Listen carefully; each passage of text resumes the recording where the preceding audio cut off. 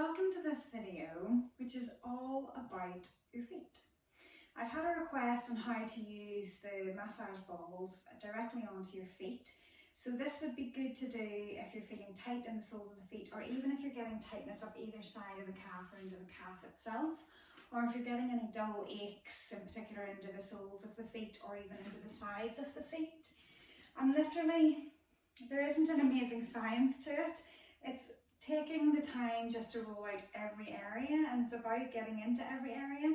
So you could work in the line of the toes. So if you imagine that you take that line working from the big toe, so that whenever you're working in through it, you're going from the heel to the ball of the foot, and you're putting in as much pressure as you need to feel that there's discomfort with it, but not to the point of pain.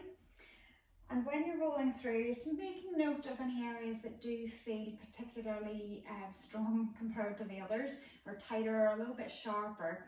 And if you do find any areas, then those are the areas that you want to stop on, press and hold to a level that's tolerable.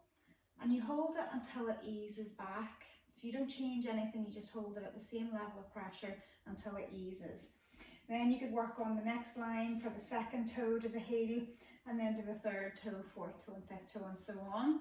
And that way, if you're stripping out each line, then you're going more methodical through areas to feel what's going on. You can also roll the sole of the heel. It's a little bit harder, a little bit fiddlier, so just go slow with it. And you can just move about over the heel. And again, if you find anything that feels tender, you can press on it and hold and wait for it to ease. You can angle the foot in a little bit so you're getting that inside edge. And again, just roll it out a few times, maybe 5 to 10 times, depending how tight you're feeling.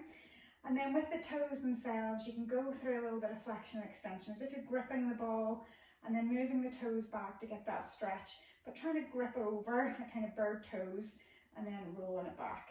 So those would be your essential kind of basics of what to do with the ball. I recommend the bigger one, but you can also use the smaller one away. Hope that helps. Let me know any feedback and if you want any videos on anything else. Thanks for watching.